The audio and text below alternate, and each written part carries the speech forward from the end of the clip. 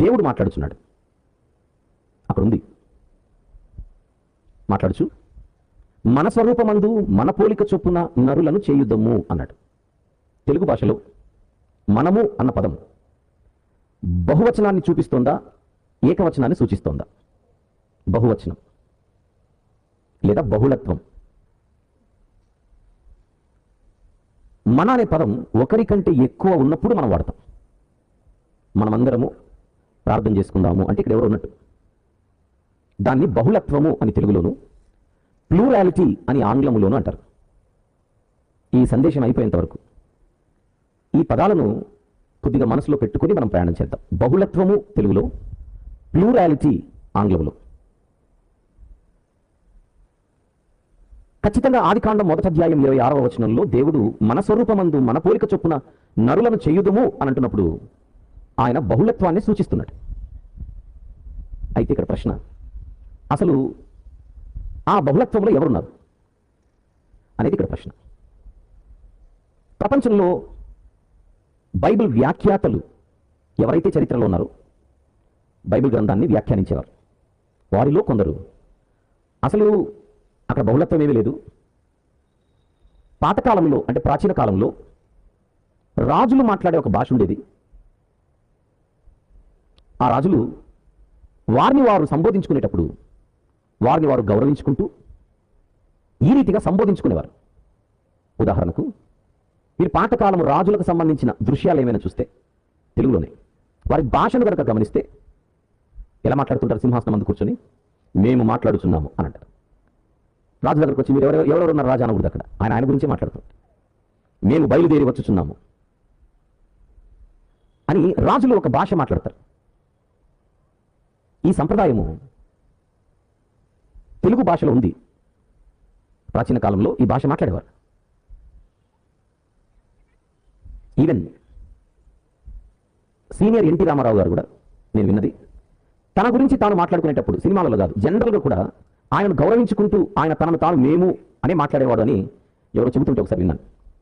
దాన్ని self respect, స్వీయ గౌరవం అని అంటారు. విషయం ఏంటంటే ఇంగ్లీష్లో కూడా పాతకాలంలో ఇలాంటి సంప్రదాయం ఉండేది. రాజులు తమను తాము గౌరవించుకుంటూ వారిని బహువచన రూపంలో సంబోధించుకోవడం. దీన్ని ప్లూరల్స్ ఆఫ్ మెజెస్టీ అని అంటారు. తెలుగులో రాజరిక బహుళత్వం ఏమంటారు? రాయల్ ప్లూరాలిటీ, మెజెస్టిక్ ప్లూరాలిటీ, రాజరిక బహుళత్వం. అంటే రాజులు తమను తాము బహుళత్వ భాషలో సంబోధించుకుంటూ, వర్ణించుకుంటూ, పరిగణించుకుంటూ మాట్లాడుట.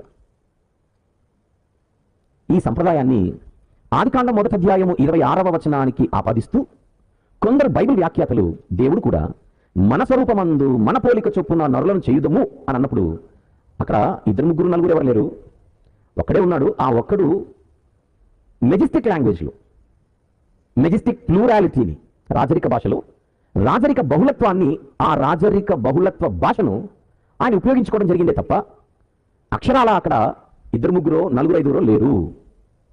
దానిని మనం రాజరిక బహుళత్వ భాషగా చూడాలి అని కొంతమంది వ్యాఖ్యానించారు. ఈ రోజుకి కొంతమంది అలానే బోధిస్తూ ఉంటారు కూడా. కాసేపు అది కరెక్టో కాదో మనం ఆలోచిద్దాం. ఇది అలా ఉంచి ఒకసారి 3వ అధ్యాయానికి కూడా వద్దాం. ఒక చిన్న ప్రశ్న మనము ముందుంచడానికి. ఆదికాండం 3వ అధ్యాయం. కాసేపు అయిన తర్వాత మళ్ళీ మనం 1-6కి వస్తాం. ఆదికాండం 3వ అధ్యాయము 22వ వచనము ఒకసారి చూద్దాం. 22. అప్పుడు దేవుడైన యెహోవా ఇదిగో మంచి చెడ్డలను ఎరుగునట్లు ఆదాము మనలో ఒకని వంటి వాడాయను అనుంది. మనలో ఇక్కడ కూడా రాజరిక భాషేనా?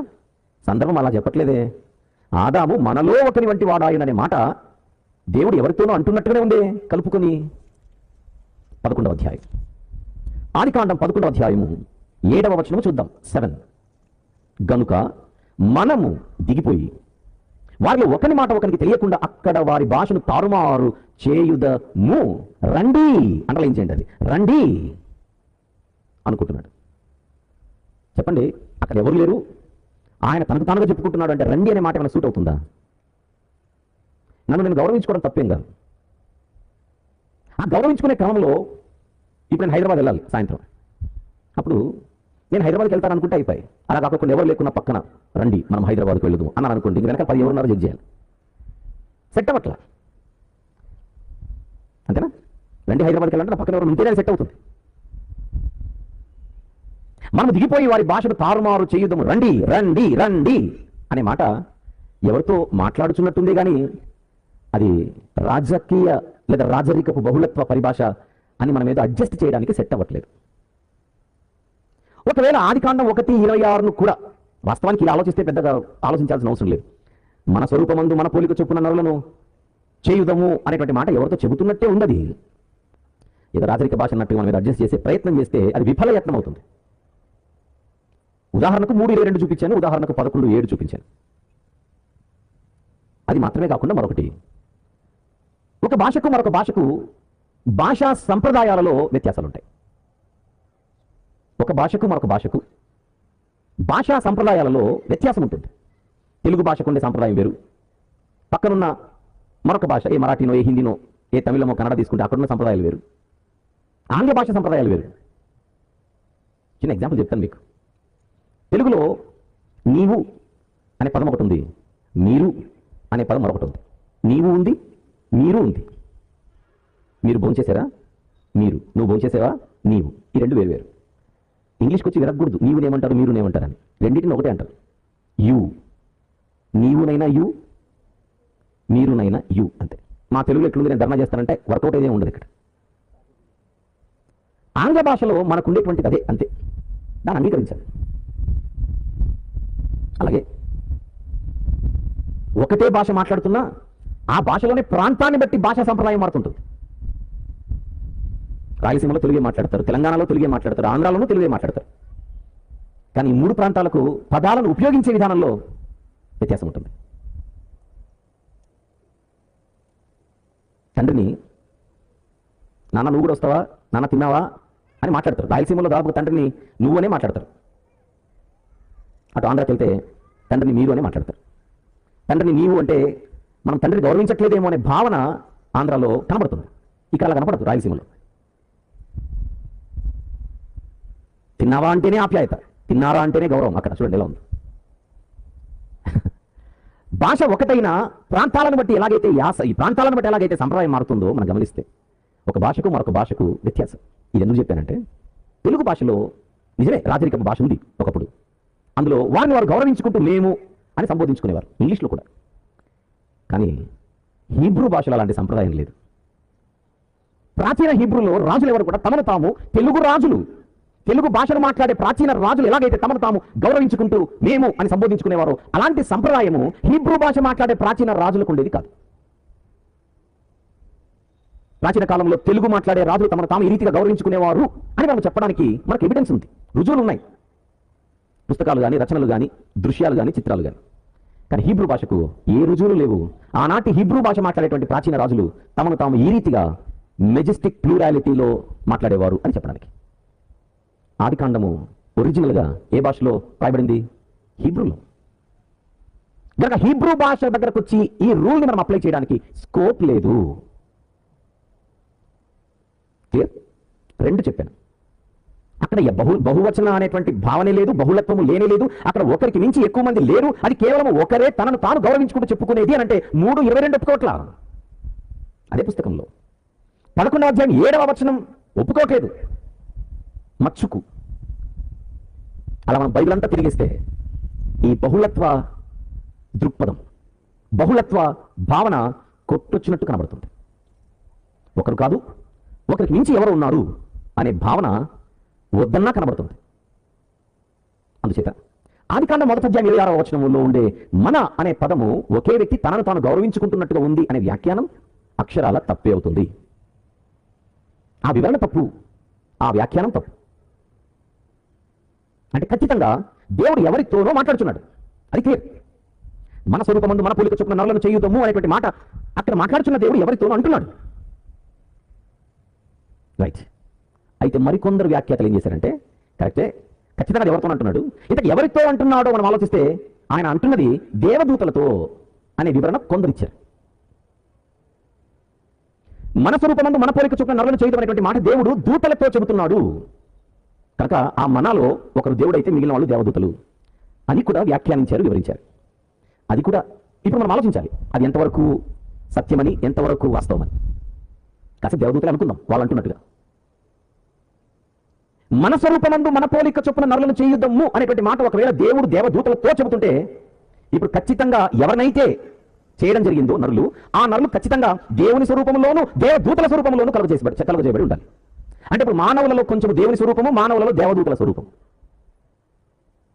ఏమైనా మ్యాచ్ అవుతుందా బిబ్లికల్గా అని మనం ఆలోచిద్దాం. అని ఆలోచిస్తే దేవుడు మానవులను చేసినప్పుడు ఏమంటున్నాడో ఒకసారి చూద్దాం. 26వ వచనం మరొకసారి. దేవుడు మన స్వరూపమందు మన పోలిక చొప్పున నరులను చేయుదుము, వారు సముద్రపు చేపలను, ఆకాశ పక్షులను, పశువులను, సమస్త భూమి మీద ప్రాకు ప్రతి జంతువును ఏలుదురుగాక అని పలికాడు. అంటే నరులను కలుగు చేసినప్పుడు మిగిలిన జీవరాశులను ఈ నరులు ఏలాలి, ఏలుట అని అండలించండి. 28 దేవుడు వారిని ఆశీర్వదించాడు. ఎట్లనగా మీరు ఫలించి అభివృద్ధి పొంది విస్తరించి భూమిని నిండించి దానిని లోపరచుకొనుడి, సముద్రపు చేపలను, ఆకాశ పక్షులను, భూమి మీద ప్రాకు ప్రతి జీవిని ఏలుడి అని దేవుడు వారితో చెప్పాడు. అంటే నరులను కలుగజేసిన తర్వాత దేవుడు నరులను ఏలికలుగా చేశాడు, పాలకులుగా చేశాడు. విషయం ఏంటంటే ఏలుట, పరిపాలించుట అన్నది ఎవరి లక్షణమో, ఎవరి పోలికో బైబిల్లో చూద్దాం. దినవృత్తాంతముల మొదటి గ్రంథం 29వ అధ్యాయం. దినవృత్తాంతముల మొదటి గ్రంథము 29వ అధ్యాయం 11 నుండి 12 వచనములు చూద్దాం. 11, 12. యెహోవా దావీదు గారు మాట్లాడుతున్నారు. భూమి ఆకాశముల యందుండు సమస్తము నీ వశము, నీ వశము అండలం చేద్దాం. అది సమస్తము నీ వశము అండలం చేద్దాం. యెహోవా భూమి ఆకాశముల యందుండు సమస్తము నీ వశము, మహాత్మ్యమును, పరాక్రమమును, ప్రభావమును, తేజస్సును, ఘనతయు నీకే చెందుచున్నవి. యెహోవా రాజ్యము నీది, నీవు అందరి మీదను నిన్ను అధిపతిగా హెచ్చించుకొని ఉన్నావు. అందరి మీద అధిపతి, ఆ పదాలు మీరు జాగ్రత్త చూడాలి. సమస్తము నీ వశము, అందరి మీద నీవు అధిపతి. 12వ వచనం. ఐశ్వర్యమును, గొప్పతనమును నీ వలన కలుగును. నెక్స్ట్ మాట, నీవు సమస్తమును ఏలువాడవు. అది అండలించేద్దాం. చదవబడిన 11, 12 వచనాలలో దినవృత్తాంతముల మొదటి గ్రంథం 29, 11, 12. ఈ 2 వచనాలలో నేను వేటినైతే అండర్లైన్ చేయమని అవన్నీ ఒకసారి కలిపి చదవండి. యెహోవా సమస్తము నీ వశము, అందరి మీదను నీవు నిన్ను అధిపతిగా హెచ్చించుకుని ఉన్నావు, నీవు సమస్తమును ఏలువాడవు. ఇది దేవుని లక్షణం, ఇది దేవుని స్వరూపం. అన్ని ఆయన వశములో ఉండుట, అందరి మీద ఆయన అధిపతిగా ఉండుట, అన్నిటినీ ఏలుట. మరొకసారి, అన్ని ఆయన వశములో ఉండుట, అందరిపై ఆయన అధిపతిగా ఉండుట, అన్నిటినీ ఆయన ఏలుట. ఇది ఆయన స్వరూపం. అయితే ఎగ్జాక్ట్గా అదే స్వరూపము ఆదికాండం 1వ అధ్యాయంలో నరులలో లేదు, నరులకు ఇవ్వలేదు. నరులను ఏం చెప్పాడు? నరులను ఏమని ఆశీర్వదించాడు?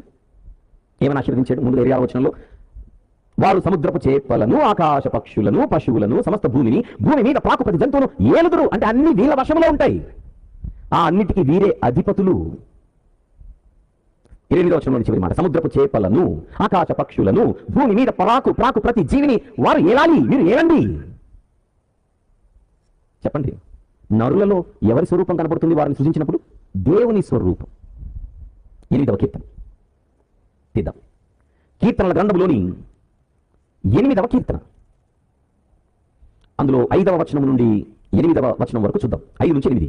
దేవుని కంటే వాళ్ళని కొంచెం తక్కువ వాడిగా చేసి ఉన్నావు. నరుని గురించి మహిమా ప్రభావములతో వారికి కిరీటము ధరింపజేసి ఉన్నావు. కిరీటం అంటే జనరల్గా ఎవరి తలపై చూస్తాం? రాజులు, ఏలికలు. మహిమా ప్రభావములతో వానికి అంటే నరునికి కిరీటము ధరింపజేసి ఉన్నావు. నీ చేతి పనుల మీద వానికి అధికారం ఇచ్చి ఉన్నావు. అధిపతి.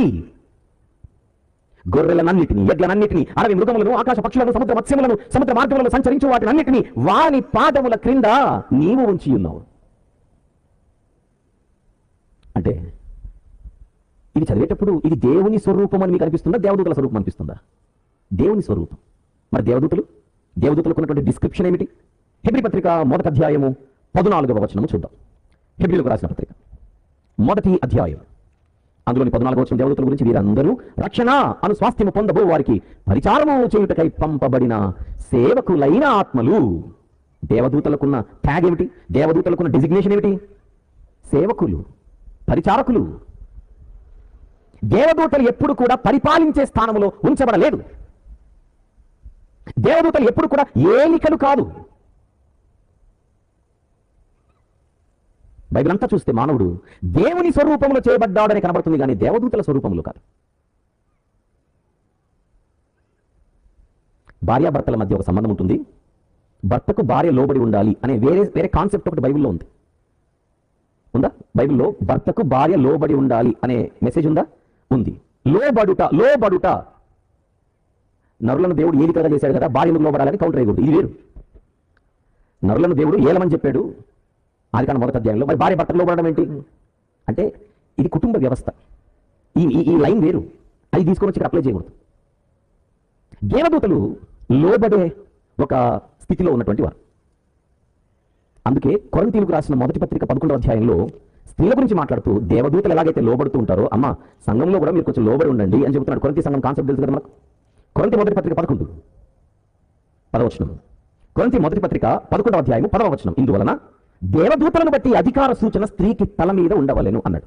అంటే పొరపాటున మీకు ఇప్పుడు చెప్తున్నటువంటి వివరణ కావచ్చును గుర్తొస్తుందేమోనని, ఒక మీకు గుర్తుకు రాకపోయినా నేనే గుర్తు చేసి దానిని ఎలా అర్థం చేసుకోవాలో వివరించే ప్రయత్నం చేస్తున్నా. దేవదూతలను బట్టి అధికార సూచన స్త్రీకి తల మీద ఉండవాలని కొరింథీ సంఘస్థులకు ఎందుకు చెబుతున్నాడు? కొరింథీ సంఘములో లోబడే తత్వం స్త్రీలకు లేదు. మిగిలిన జీవరాశులన్నిటి మీద స్త్రీ పురుషులను దేవుడు అధిపతులుగా ఉంచాడు ఆదికాండం. కానీ ఒక కుటుంబం లోపలికి వచ్చేసరికి ఇష్టపడుచు భర్తకు లోబడి ఉండాలి, కష్టపడుచు కాదు. భర్తకు లోబడడం ఇష్టంతో జరగాలి, కష్టంతో కాదు. కొందరికి కష్టం అది. బైబిల్ అంటుంది ఇష్టపడి లోబడండి. అది ఏ సబ్జెక్ట్ అది, ఇప్పుడు మనం అక్కడికి వెళ్ళట్లేదు. అలాగే భర్తలు కూడా చాలా స్ట్రాంగ్ ఇన్స్ట్రక్షన్స్ ఉన్నాయి బైబిల్లో. నువ్వు భార్యను ప్రేమించాలి అంతే, అణచివేయాలి నో, అధర్మం. భర్తకు ఇన్స్ట్రక్షన్స్ ఉన్నాయి, భార్యకు ఇన్స్ట్రక్షన్స్ ఉన్నాయి. భార్యను ప్రేమించు అన్నాడు, అణిచివేయు కాదు. భర్తకు లోబడు ఇష్టపడి, నాట్ కష్టపడి. వచ్చేద్దాం. నరులను దేవుడు తన స్వరూపమందు చేశాడా, దేవదూతల స్వరూపం కూడా తీసుకొని వచ్చాడా? నో, తన స్వరూపమే. ఆదికాండం 9వ అధ్యాయం 6వ వచనం. ఆదికాండం 9వ అధ్యాయము 6వ వచనం. నరుని రక్తమును చిందించు వాని రక్తము నరుని బలననే చిందింపబడును, ఏలైనగా దేవుడు ఏముంది తన స్వరూపమందు నరుని చేశాడు. తన స్వరూపం. మానవుడు ఏ స్వరూపంలో చేయబడ్డాడు? దేవుని స్వరూపం. యాకోబు పత్రిక 3వ అధ్యాయం. యాకోబు గారు రాసిన పత్రిక 3వ అధ్యాయం తీసారా? అందులోని 6 నుంచి మీరు రాసుకోవచ్చు, కానీ 9వ వచనము చూద్దాం. 6 నుంచి 9 రాసుకోండి, మనం నేరుగా 9వ వచనం చూసేద్దాం. దీనితో అంటే నాలుకతో తండ్రి అయిన ప్రభువును స్తుతింతుము, దీనితోనే దేవుని పోలికగా పుట్టిన మనుషులను శపింతుము. మానవులు ఎవరి పోలికలు పుట్టారు? దేవుని పోలికలు. అసలు దూతల కాన్సెప్ట్ లేదే బైబిల్లో, దూతల కాన్సెప్ట్ లేదే. అందుచేత మన స్వరూపమందు మన పోలిక చొప్పున నరులను చేయదు అనేటువంటి మాట దగ్గరకు వచ్చి దేవుడు తన స్వరూపమందు ప్లస్ దూతలను కూడా కలుపుకొని దూతల స్వరూపంలో మానవులను చేశాడు అనేటువంటి వ్యాఖ్యానం కూడా బైబిల్ దగ్గరకు వస్తే నిలబడదు.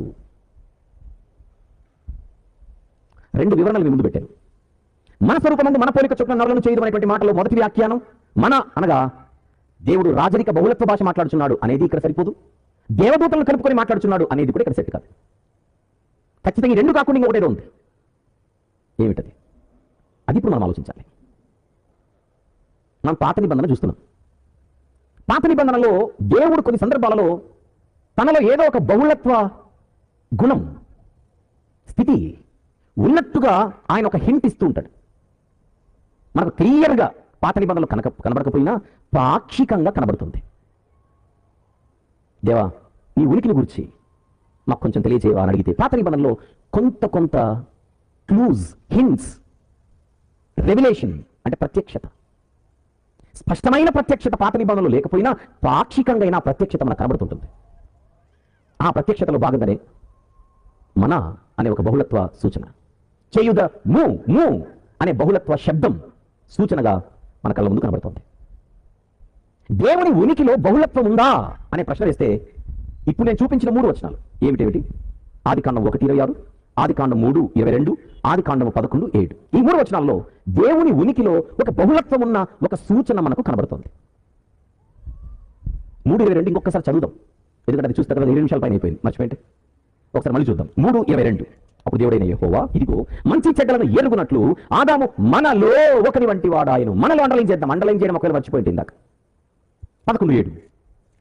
ఆదికాండం 11:7 గనుక మనము దిగిపోయి వారిలో ఒకని మాట ఒకరికి తెలియకుండా అక్కడ వారి భాషను తారుమారు చేయుదము రండి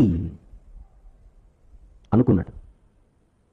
నేను అనుకోనేను అనే మాట కూడా వివరించట్లా, అనుకున్నాడు. అనడం కంటే అనుకున్నాడు అనే మాట ఇంకా లోతుగా ఆలోచిస్తే ఏదో ఒక లోతైనటువంటి సబ్జెక్ట్ మనకు తెలియజేస్తుంది. ఇప్పటికీ అవసరం లేదు. మన ఫోకస్ అంతా బహుళత్వ సూచన ఉందా లేదా, మీరు అలా కాన్సన్ట్రేట్ చేయమని చెప్తున్నా.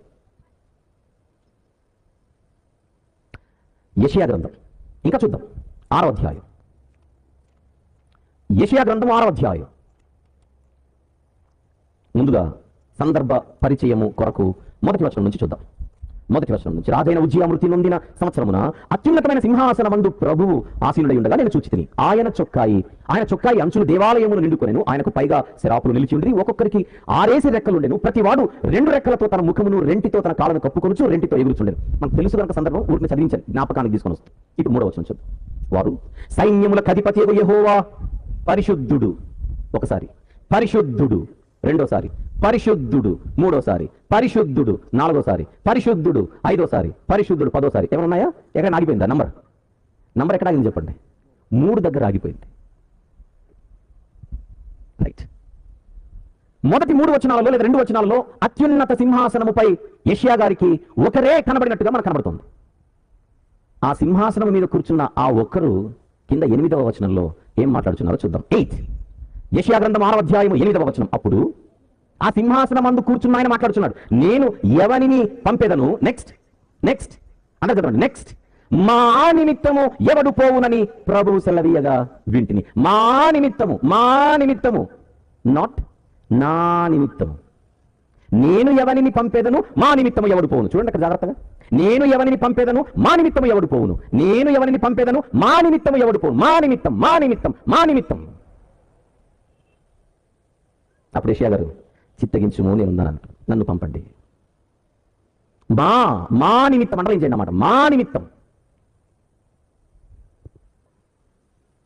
వెళతానని చెప్పింది ఎవరు కింద? నేను వెళ్తానని చెప్పింది ఎవరు అక్కడ? యెషయా గారు. అక్కడికి వస్తాను కాసేపట్లో. ఫస్ట్ పైన ఆగుదాం. సింహాసనం అందు కూర్చున్న ఆయన, మహిమా ప్రభావములతో కనబడుచున్న ఆయన అంటున్నమాట మా. క్లూగా తీసుకుందాం దీన్ని, క్లూ, సూచనగా. అక్కడున్న దేవదూతలందరూ కూడా, మహాదూతలందరూ కూడా ఏమని కొనియాడుచున్నారు సింహాసనం అందు కూర్చున్న ఆయనను? పరిశుద్ధుడు, పరిశుద్ధుడు, పరిశుద్ధుడు. 3 సార్లు కింద ఆయన అంటున్నాడు మా. జాగ్రత్తగా ఆలోచిద్దాం. సహజంగా సింహాసనం అందు కూర్చున్న ఆయన పేరేమిటి? పాత నిబంధనలో పేరు చెప్పండి. ఇప్పుడు దేవుడు అనకండి. పాత నిబంధనలో సింహాసనం అందు కూర్చున్న ఆ దేవుని పేరు ఏమి కనబడుతుంది? యెహోవా. Yes or no? ఎస్. యెహోవా అనే పదము విన్నప్పుడు, పేరు విన్నప్పుడు మనకు వెంటనే గుర్తొచ్చేది ఎవరు? యెహోవా అనే పేరు మనం విన్నప్పుడు, చదివినప్పుడు వెంటనే మనకు గుర్తొచ్చేది ఎవరు? తండ్రి అయిన దేవుడా కాదా చెప్పండి. అంటే మీకు ఆ నాలెడ్జ్ ఉందని నేను అడుగుతున్నా. తండ్రి, బైబిల్ అసలు తండ్రి అయిన దేవుడు ఒక ఉన్నాడా లేదా చెప్పండి ఫస్ట్. అమ్మయ్య. అంటే ఈ మధ్యకాలంలో ఒక బోధ వచ్చింది, తండ్రి అయిన దేవుడు ఆయన లేడు అసలు అని. ఆ ఆనిముత్యం కూడా మన తెలుగు రాష్ట్రాల్లోనే మళ్ళీ ఆ బోధ గురించి మాట్లాడుతున్నాం. ముందు మీరు తండ్రి అయిన దేవుడు ఉన్నారని నమ్ముతున్నారు లేదా అది చెప్పండి, మళ్ళీ వేరే పంచాయతీ తర్వాత సంగతి. ఓకేనా? రైట్. తండ్రి అయిన దేవునికి పాత నిబంధనలో కనబడే పేరేమిటి? యెహోవా. ఇప్పుడు ఇక్కడ మహాదూతలు పరిశుద్ధుడు, పరిశుద్ధుడు, పరిశుద్ధుడు అని కొనియాడుచున్నప్పుడు తండ్రి అయిన దేవుడిని కొనియాడుచున్నారా లేదా అది చెప్పండి. ఎస్సా? రైట్. అంటే ఇప్పుడు యెషయా గారు కూడా తండ్రి అయిన దేవుని మహిమను దర్శనంలో చూస్తున్నాడు. కానీ కూర్చుని ఆయన అంటున్నాడు, నేను ఎవరిని పంపేదను. నెక్స్ట్ మాట, మా నిమిత్తం ఎవడు పోవును. ఆదికాండం చదివి ఇక్కడికి వచ్చే మర్చిపోకండి. డైరెక్ట్గా యెషయా గ్రంథంలోనికి రాలా. ఏమంటే అది దేవుడు, తండ్రి అయిన దేవుడు తనను తాను గౌరవించుకుంటూ మాట్లాడుతున్నాడండి, రాజరిక భాష అది అని ఏదో ఇక్కడ సెట్ చేయడానికి మనము సాహసాలు చేయకూడదు. ఎందుకంటే ఆదికాండం ఒప్పుకోలేదు అది. ఆదికాండం 1:26, ఆదికాండం 3:22, ఆదికాండం 11:7 చదివి ఇక్కడికి వచ్చాం. పైపెచ్చు హీబ్రూ భాషలో అలాంటి సంప్రదాయమే లేదు. యెషయా గ్రంథం రాయబడింది కూడా హీబ్రూ భాషలోనే. అంటే ఖచ్చితంగా సింహాసనముపై ఏదో ఒక బహుళత్వ సూచన అక్కడ ఇవ్వబడింది.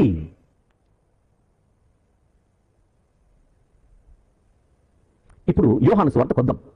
యెషయా గ్రంథం 6వ అధ్యాయంలో ఉన్న సందర్భం. యోహాను సువార్తకు వచ్చే ముందుగా యోహాను సువార్తకు వచ్చే ముందుగా యెషయా గ్రంథంలో 6వ అధ్యాయంలో 10వ వచనం, 9-10 వచనాలు చదివి కిందికి వెళ్దాం.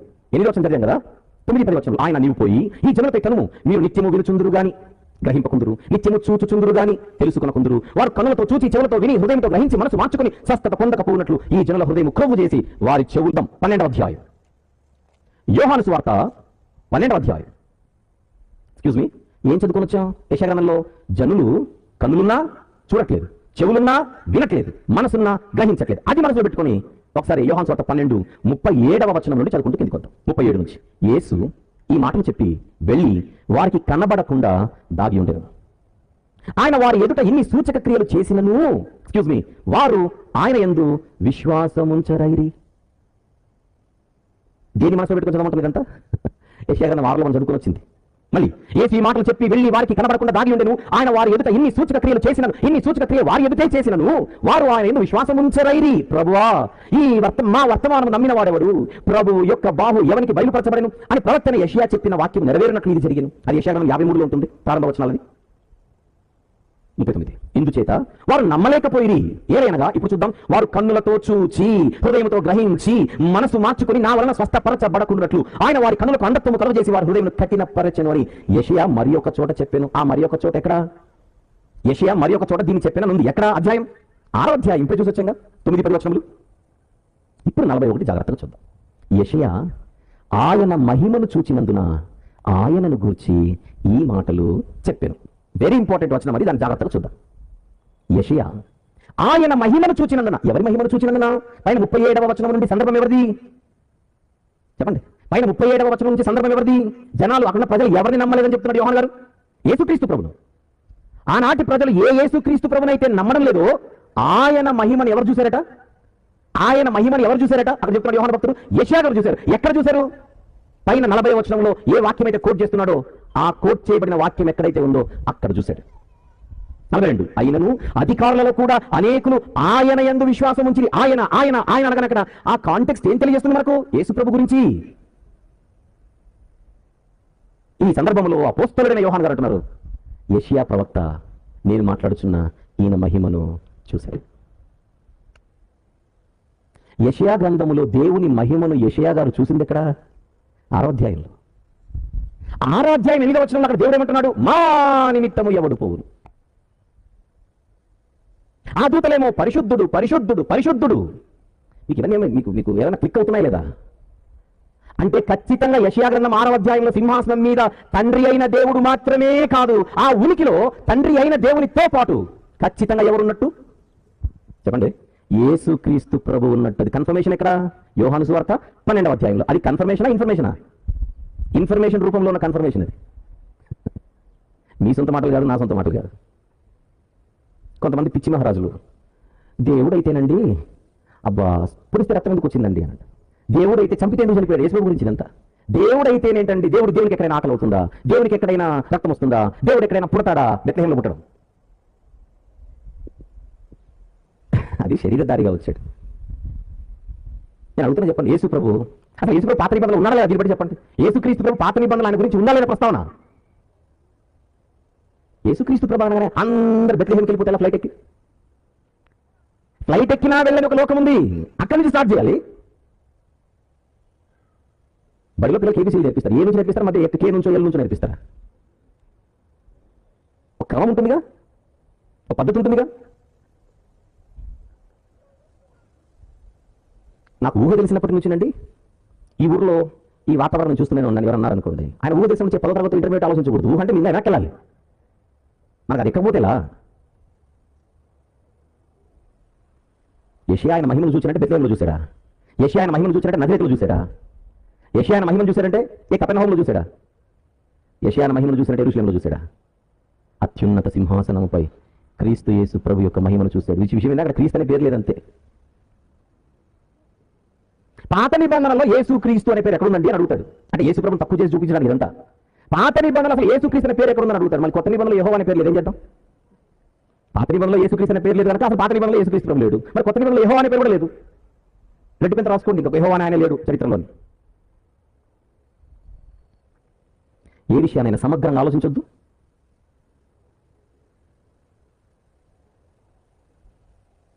అపోస్తలుల కార్యం రండి, 28వ అధ్యాయం. అపోస్తలుల కార్యం 28వ అధ్యాయం 26-27 వచనములు చూద్దాం. 26 and 27. అంటే 24 నుంచి చూస్తే సందర్భం అర్థమవుతుంది. ఇక్కడ పౌలు గారు ఏదో చెబితే ఆయన దగ్గరకు వచ్చిన వారిలో కొందరు నమ్మారు, కొందరు నమ్మలేదు. అపోస్తలుల కార్యం 27వ అధ్యాయం 24 నుంచి అతడు చెప్పిన సంగతులు కొందరు నమ్మిరి, నెక్స్ట్ కొందరు నమ్మకపోయిరి. నమ్మడం నమ్మకపోవడం యెషయా గారు చెప్పింది అదే. వాళ్ళ భేదాభిప్రాయములు కలిగినందున పౌలు వారితో ఒక మాట చెప్పిన తర్వాత వారు వెళ్ళిపోయి వాళ్ళు చెప్పాడు పౌలు గారు, వాళ్ళకి చెప్పాడు పౌలు గారు, ఆ మాట చెప్పారు వెళ్ళిపోయాడు అందరు. ఇంకా అదేంటి? అదేమనగా మీరు వినుట మట్టుకు విందురు గాని గ్రహింపనే గ్రహింపరు, చూచుట మట్టుకు చూతురు గాని కాననే కానని ఈ ప్రజల యొద్దకు వెళ్ళి చెప్పుము. పాత నిబంధనలు ఎవరితో చెప్పమన్నది మాటలు? యెషయా గారు చెప్పాడు, వీళ్ళు చెప్పని. ఈ ప్రజలు కన్నులారా చూచి చెవులారా విని మనసారా గ్రహించి నా వైపు తిరిగి నా వలన స్వస్థత పొందకున్నట్లు వారి హృదయం క్రొవ్వి ఉన్నది, వారు చెవులతో మందముగా విని కన్నులు మూసుకొని ఉన్నారు అని పరిశుద్ధాత్మ యెషయా ప్రవక్త ద్వారా మీ పితరులతో చెప్పిన మాట సరియే. ఇప్పుడు చెప్పండి, యెషయా గారికి ప్రజలకెళ్ళి చెప్పు అనింది తండ్రైన దేవుడా, యేసుక్రీస్తు ప్రభువా, పరిశుద్ధాత్ముడా? ఒకటే వచనం ముగ్గురికి అప్లై చేయబడుతుంది ఇక్కడ. Note this point your honour అంటున్నాను ఇక్కడ. యెషయా గ్రంథం మాట్లాడగానే తండ్రైన దేవుడు గుర్తొచ్చాడు. యోహాను సువార్త 12కి వస్తే యేసుకు అప్లై చేశాడు. అపోస్తలుల కార్యాలకు వస్తే పరిశుద్ధాత్మకి అప్లై చేశాడు. ఏమంటే వాక్యం అంతా పరిశుద్ధాత్మని గారిని రాయించింది, అది కాన్సెప్ట్ అని చెప్పకండి, అది సెట్ కాదు. ఇల్లు కట్టేటప్పుడు కొన్ని ఇటుకలు సరిపోవు, దాన్ని పగలగొట్టి ఇరికిస్తారనమాట. ఆ ఇరికించే బోధ చేయకూడదు ఇక్కడ. ఇరుక్కుంటారు అనవసరంగా. ఏదైనా ఒక విషయం మాట్లాడేటప్పుడు వెనకాల ఒక థియలాజికల్ ఇంప్లికేషన్ ఉండాలి, థియలాజికల్ మైండ్ ఉండాలి. బైబిల్లో ఒక పోర్షన్ యెషయా గ్రంథం 6వ అధ్యాయం చూడగానే మనకు తండ్రి గుర్తొస్తాడు. న్యాచురల్గా పాత నిబంధనలో యెహోవా అనగానే ఎక్కువగా మనకు స్ట్రైక్ అయితే ఎవరు? తండ్రి. తండ్రి లేడని చెప్పలేం కదా. మహాదూతలు పరిశుద్ధుడు పరిశుద్ధుడు పరిశుద్ధుడు అని కొనియాడుతున్నప్పుడు తండ్రి దేవుడు లేడు అక్కడ, ఉన్నాడు. కానీ యోహాను భక్తుడు మీరు తండ్రి అయిన దేవుడు ఒక్కనే చూడకండి, అక్కడ యేసుప్రభు మహిమను కూడా చూశారని చెప్తున్నాడు. కొట్టేద్దామా? లూకా భక్తుడు అపోస్తలుల కార్యం రాసింది ఆయనే. పౌలు గారి గురించి మాట్లాడుతూ పౌలు గారు ఏమన్నారో రాస్తున్నాడు ఇక్కడ. పౌలు గారి మాటలు అవి.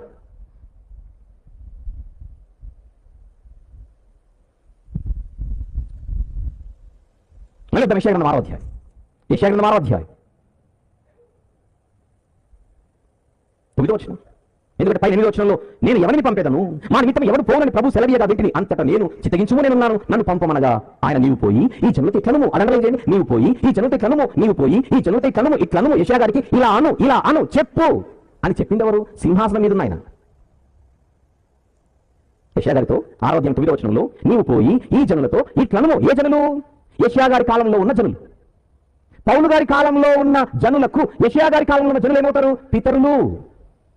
మళ్ళీ యెషయా గారి కాలంలో ఉన్న జనులు పౌలు గారి కాలంలో ఉన్న జనులకు ఏమవుతారు? పితరులు. ఆ పితరులతో ప్రవక్త యెషయా గారికి నువ్వు వెళ్ళి చెప్పు అనిందెవరు? సింహాసనం మీద ఉన్న ఆయన. ఇంతగా సింహాసనం మీద ఉన్నిందెవరు అని అడిగితే అపోస్తలుల కార్యం 28వ అధ్యాయంలో అంటున్నాడు, పరిశుద్ధాత్మ యెషయా ద్వారా మీ పితరులతో చెప్పింది సరియే. మీకు ఎంతమంది కనపడ్డారు ఇప్పుడు? యెషయా గ్రంథం 6వ అధ్యాయం సింహాసనంపై, యెషయా గ్రంథం 6వ అధ్యాయంలో ఉన్నటువంటి కనిపించే సింహాసనంపై మనం వాక్యాన్ని జాగ్రత్తగా ఆలోచిస్తే నంబర్ చెప్పండి, ఎంతమంది కనపడ్డారు? 3. ఆ దూతలు కూడా ఏమని కొని ఆడుచున్నారు? పరిశుద్ధుడు పరిశుద్ధుడు పరిశుద్ధుడు. ఎన్నిసార్లు? 3 సార్లు. 4 ఎందుకు అనలేదు? ఓపికలే కదా. నా 3 దగ్గర ఆగాలంటే 3 దగ్గరే ఆగాలి. ఎందుకు 3 దగ్గర ఆగాలి? ఎందుకు 3 దగ్గర ఆగాలి? సింహాసనముపై ఉన్న ఆ దేవాది దేవుని ఉనికిలో ఉన్న సంఖ్య 3. బహుళత్వం. మన స్వరూపమందు మన పోలిక చొప్పున నరులను చేయుదము అనెను కాదు, అనుకోనెను.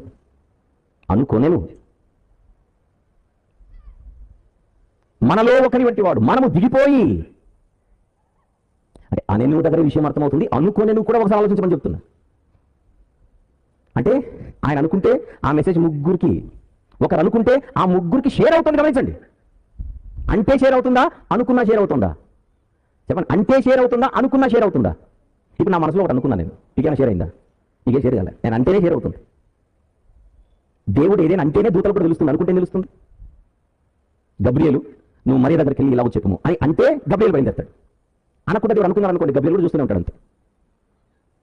అనుకోనేను అనే మాట ఎందుకు ఆలోచించమంటున్నానంటే అది ఆలోచించాల్సిన మాట కనుక. ఒకరు అనుకుంటే ముగ్గురికి షేర్ అవుతుంది మెసేజ్. అనుకోవటం. నేను అక్కడికి వెళ్ళట్లా, అక్కడికి వెళ్తే మళ్ళీ వేరే రూట్ వెళ్ళిపోతాం మనం. బహుళత్వం అనేది మీ కళ్ళ ముందు కనబడుతుందా లేదా ఆలోచించమని అడుగుతున్నా. నా సొంత మాటలేం కాదే. మళ్ళీ వద్దాం యెషయా గ్రంథం 6వ అధ్యాయం, యెషయా గ్రంథము 6వ అధ్యాయం 8వ వచనం. once again, నేను ఎవరిని పంపెదను. నెక్స్ట్, మా నిమిత్తము ఎవడు పోవును. ఇప్పుడు చెప్పండి, మీరు మా అన్న శబ్దములో ఎవరున్నారు? ఎంతమంది ఉన్నారు? మా అనే ఆ శబ్దంలో ఎంతమంది ఉన్నారు? ఫస్ట్ నంబర్ చెప్పండి. 3. నంబర్ వచ్చేసింది ఇప్పుడు. ఇంతకు ఆ 3 ఎవరు? అది కూడా వచ్చేసింది ఇప్పుడు మనకి. ఆ 3 ఎవరు? తండ్రి, కుమార, పరిశుద్ధాత్మ.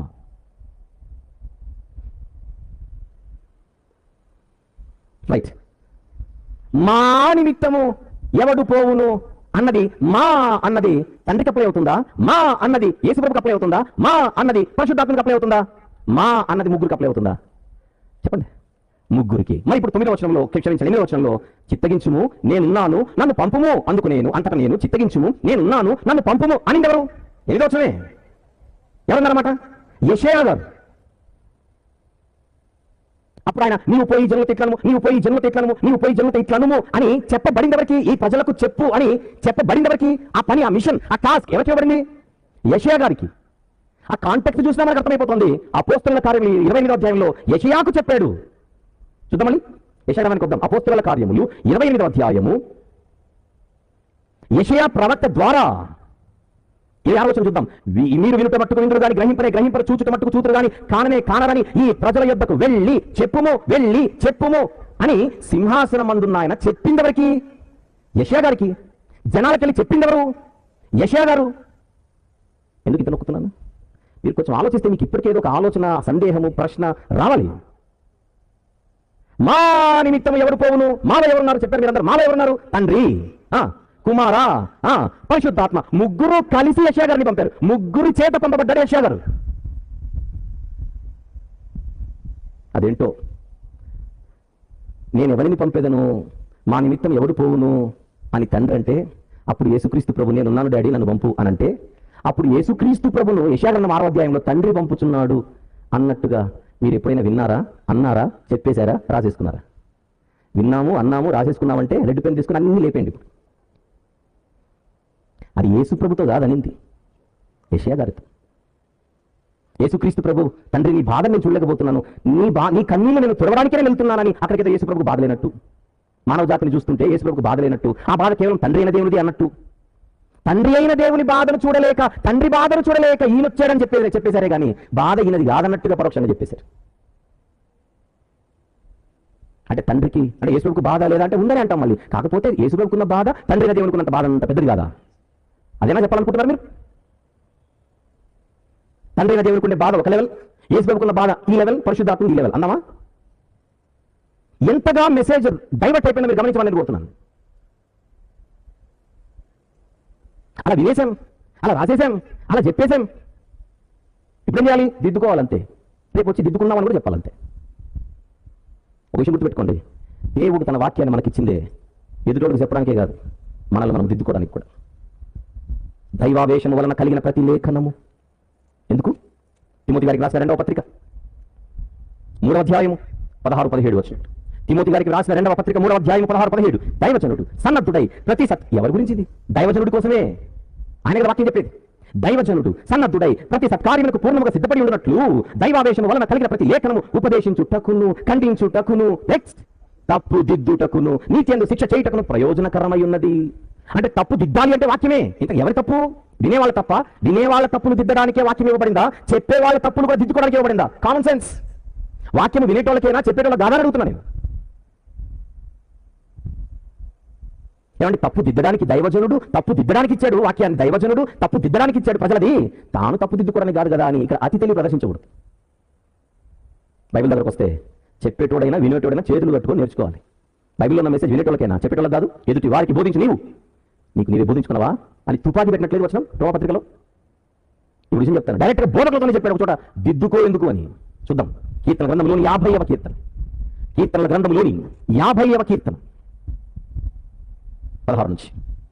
కీర్తన గ్రంథంలోని 50వ కీర్తన 16వ వచనం నుండి. భక్తిహీనులతో దేవుడికి సెలవిచ్చినాడు. భక్తిహీనులు అంటే దేవుడు నమ్మని వాళ్ళు కాదు. వీళ్ళు నేను చెప్తున్న ఎవరి గురించి చెప్పనా? దేవుడిని నమ్మి ఆయన గురించి వాక్యం చెప్పే బోధకులు వాళ్ళు.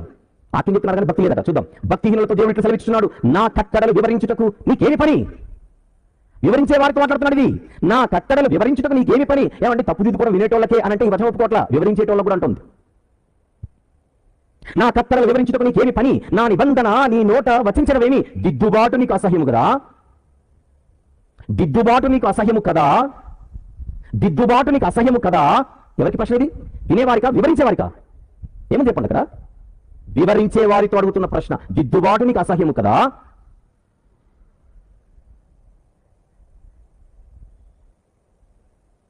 నీవు నా మాటలను నీ వెనుకకు త్రోసివేసేది ఎందుకు? నీ మాటలు ముందుకు తెచ్చుకోవడానికి, మన మాటలు ముందుకు తెచ్చుకోవడానికి ఆయన మాటలు వెనక్కి తీసేయడం. దీని ప్రాబ్లం ఏంటో చెప్పనా? దిద్దుకోవడం అనే మనసు లేక. బైబిల్ అంటుంది అది భక్తిహీనతకు సూచన, భక్తి కాదు. చెప్పేటోడు కూడా మనిషే కనుక ఎక్కడో ఒక చోట పొరపాటు చేస్తాడు. దాన్ని దిద్దుకునే మనసు అందరికీ ఉండాలి, అది బాధ్యత. నేను చెప్పిందే వేదం, నేను తప్పు చెప్పినా ఒప్పే, అదే నువ్వు ఎక్కించుకుంటే భారీ మూల్యము చెల్లించుకోక తప్పదు.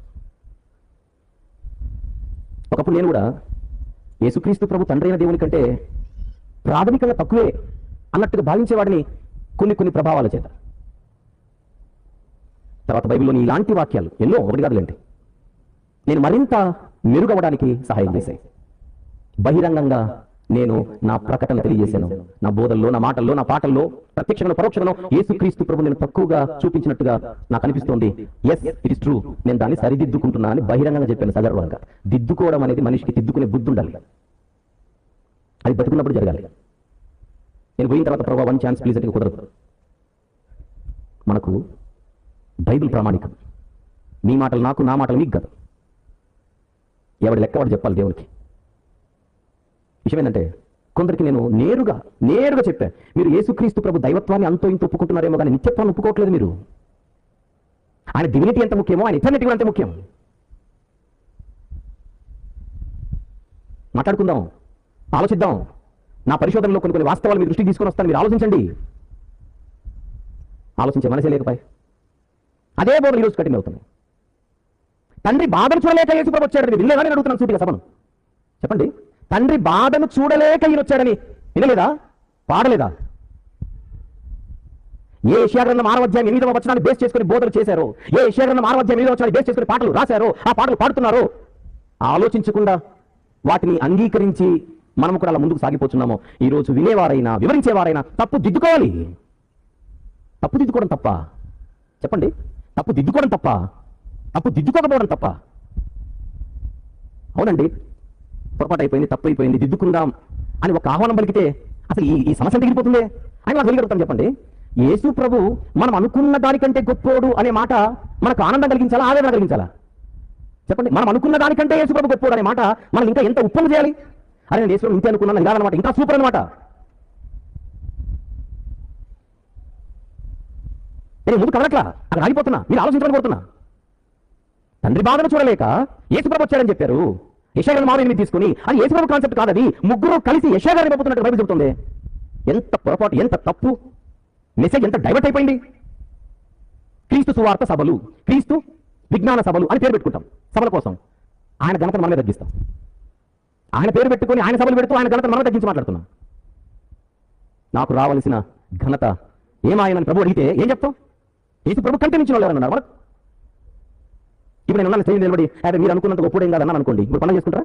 ఇది బాగుందా? యేసు ప్రభు మీరు అనుకున్నంత గొప్పడు కాదు, నేను చెప్తాను వినండి, మీరు ఆలయంలో ఉంచుకోకండి, ఇంకా తక్కువ అంటే బాగుందా? మీరు అనుకున్న దానికంటే గొప్పడు అని చెప్పే మాట బాగుందా? ఏ మాట బాగుందో చెయ్యి చెప్పండి. మనం అనుకున్న దానికంటే ఆయన గొప్పడు అంటే అప్పుడు చేద్దాం క్రిస్మస్ హ్యాపీగా పండుగ. దిద్దుకోవాలి, దిద్దుకోవాలి. చెప్పడం నా బాధ్యత. ఎందుకంటే దేవుడు అనేక మందికి నేర్పించినట్టుగా నాకు కూడా ఈ వాస్తవాలు నేర్పించాడు. నా బాధ్యతగా నేను చెప్పడం జరుగుతుంది. వృద్ధట్లా చెబుతున్నాను. అదే మాకు నచ్చట్లేదంటే పాడుకోండి. తండ్రి బాధను చూడలేక ఈయన వచ్చారని పాడుకోండి. తండ్రి బాధను చూడలేక ఈయన వచ్చారని చెప్పండి.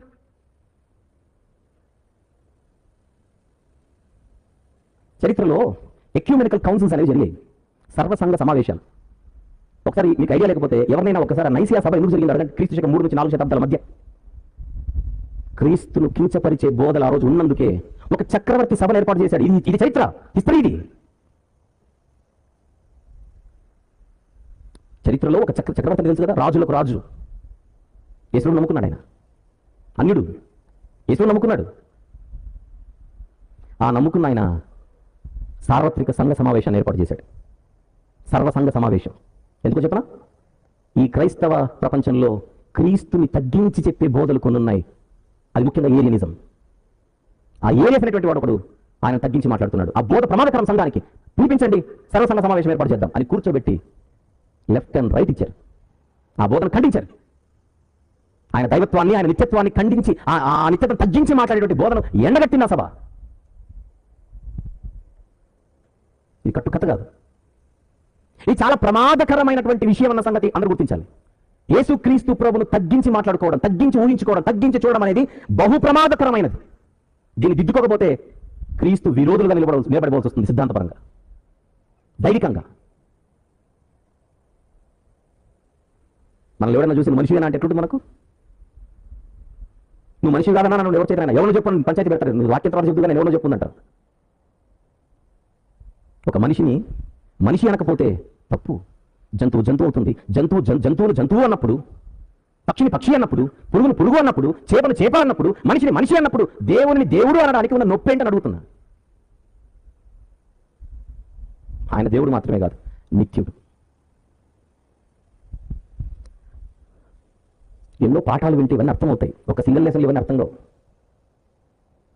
బైబిల్లో దీనిని ఒక అద్భుతమైన శాస్త్రం అంటారు, థియాలజీ ప్రాపర్. పితృదేవ శాస్త్రం అని ఒకటి ఉంటుంది. ఆ పితృదేవ శాస్త్రం ఇవన్నీ కవర్ అవుతాయి. ఓన్లీ శరీరధారిగా యేసుక్రీస్తు ప్రభు వచ్చినటువంటి ఆ జీవితాన్ని చదివే శాస్త్రం ఒకటి ఉంటుంది, అది క్రిస్టాలజీ అని అంటారు. దేవశాస్త్రము దేవశాస్త్రము దేవశాస్త్రము వేదాంత విద్యలో దేవశాస్త్రం అనేది చాలా కీలకమైంది. టైం తీసుకొని ఈ వేదాంత శాస్త్రాలను, విద్యను విద్యార్థులుగా నేర్చుకుంటే ఇవన్నీ అలా అర్థమైపోతాయి. దేనికైనా ఒక పద్ధతి ఉంటుంది.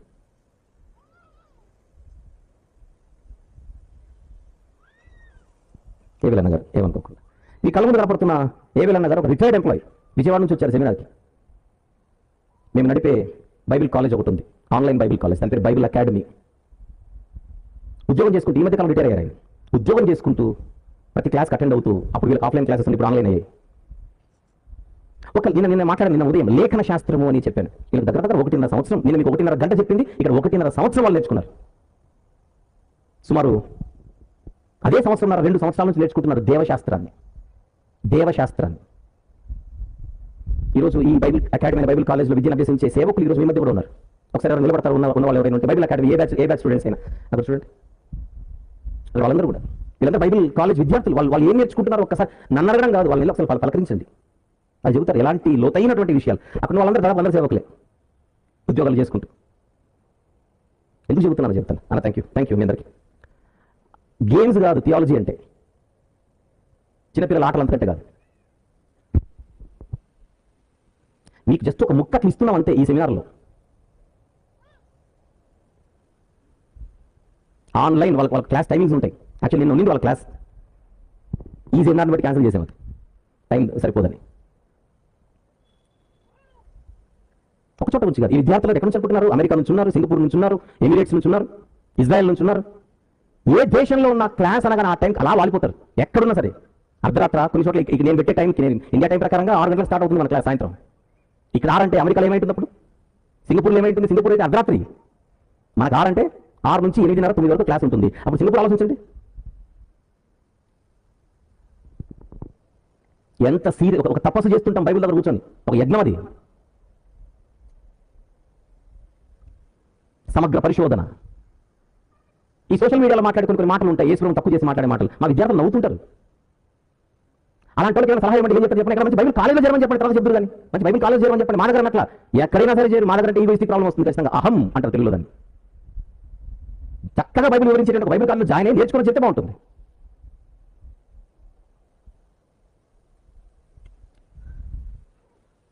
యెహోవా వద్దాం పాయింట్కి. చెప్పండి, పాత నిబంధనలు అనేక సార్లు చదువుతుంటారు. పాత నిబంధనలో యెహోవా అనే పేరు చదవగానే మీకు వినపడే పేరు ఏమిటి? మీ మైండ్లో కట్టే ఆయన ఎవరు చెప్పండి?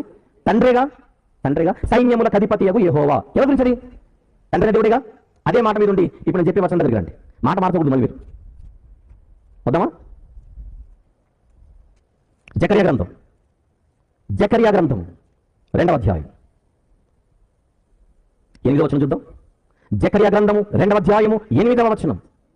సైన్యములకు అధిపతియగు యెహోవా సెలవిచ్చినదేమనగా, అండర్లైన్ చేయండి ఫస్ట్ మాట. సైన్యములకు అధిపతియగు యెహోవా, సైన్యములకు అధిపతియగు యెహోవా సెలవిచ్చినదేమనగా అంటే చెప్పండి, మాట్లాడేది ఇక్కడ అక్కడ ఉంది. అది చెప్పండి, సైన్యములకు అధిపతియగు యెహోవా. Very good. ఇప్పుడు మీరు అన్నారుగా సైన్యములకు అధిపతియగు యెహోవా అంటే ఎవరు? వినపట్లా? తండ్రి. Very good. ఇప్పుడు తండ్రిని మనసు పెట్టుకుని చదవండి. సైన్యములకు అధిపతియగు యెహోవా అంటే మీ ప్రకారంగా తండ్రి. ఈ వచనానికి అప్లై చేస్తున్నా. సెలవిచ్చినదేమనగా, మిమ్మును ముట్టినవాడు, తన కనుగుడ్డును ముట్టినవాడని ఎంచి తనకు ఘనత తెచ్చుకొన దలచి మిమ్మును దోచుకొనిన అన్యజనుల యొద్దకు ఆయన నన్ను పంపి ఉన్నాడు. మీకేమైనా ప్రశ్న వస్తుందో లేదో? మాట్లాడుచున్న సైన్యములకు అధిపతియగు యెహోవా ఎవరంటే మీరు తండ్రి అన్నారు. మరి ఆ తండ్రి అంటున్నాడు ఎవరి గురించో మాట్లాడుతున్నాడు, ఎవరి గురించో మాట్లాడుతున్నాడు. ఏమని? నిన్ను ముట్టినవాడు తన కనుగుడ్డును ముట్టినవాడని ఎంచి తనకు ఘనత తెచ్చుకున్న దలచి నిన్ను దోచుకొనిన అన్యజనుల యొద్దకు ఆయన నన్ను నన్ను అంటే ఎవరు? మాట్లాడుచున్న సైన్యములకు అధిపతియగు యెహోవా. మాట్లాడుచున్న సైన్యములకు అధిపతియగు యెహోవా అంటున్నాడు ఆయన నన్ను పంపి ఉన్నాడు, ఆయన నన్ను పంపి ఉన్నాడు. నేను అడుగుతున్నా, నీ లెక్క ప్రకారంగా సైన్యములకు అధిపతియగు యెహోవా అంటే తండ్రి అయితే ఆ వచనంలో ఈ తండ్రిని పంపింది ఎవరు? ఈ తండ్రిని పంపిన ఆయన ఎవరు?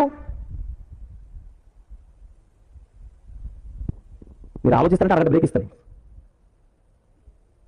ఆది కాండం నుంచి ప్రకటన గ్రంథం వరకు యెహోవాను ఎక్కడ కనపడినా మీరు తండ్రినే ఊహించుకొని చేశారు. మరి తండ్రి అయితే ఆ వచనంలో ఈ తండ్రిని పంపిన ఆయన ఎవరు అని అడుగుతున్నాను అధ్యక్ష.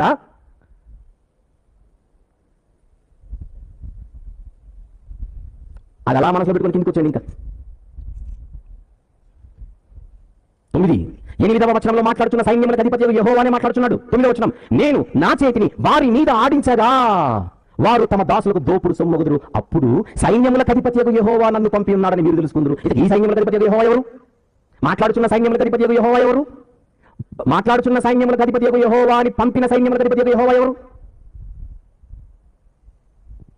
రండి 10వ వచనం. సీయోను నివాసులారా, నేను వచ్చి నీ మధ్య నివాసము చేతును, సంతోషంగా ఉండి పాటలు పాడుడి, ఇదే యెహోవాకు. నేను వచ్చి నీ మధ్య నివాసము చేతును, సంతోషంగా ఉండండి ఒక దూత చెబుతారా? మనుషులు ఎప్పుడు ఆనందించాలి? బైబిల్ ప్రకారంగా దేవుడు వచ్చి మనుషులతో ఉంటేనా, దేవుడు రాకుండా దూత వస్తేనా? సీయోను నివాసులారా, 10వ వచనం, నేను వచ్చి నీ మధ్య నివాసము చేతును, సంతోషంగా ఉండి పాటలు పాడుడి, ఇదే యెహోవాకు. అంటే మాట్లాడుచున్న ఆయన అంటున్నాడు వచ్చి నీ మధ్య నివాసము చేయుదును, వచ్చి నీ మధ్య నివాసము చేయుదును అని అంటున్న ఆయన పేరేమిటి ఈ వచనంలో? యెహోవా అనే ఉందిగా. నేను వస్తాను గనుక, నీ మధ్య నివసిస్తాను గనుక మీరు సంతోషంగా ఉండండి.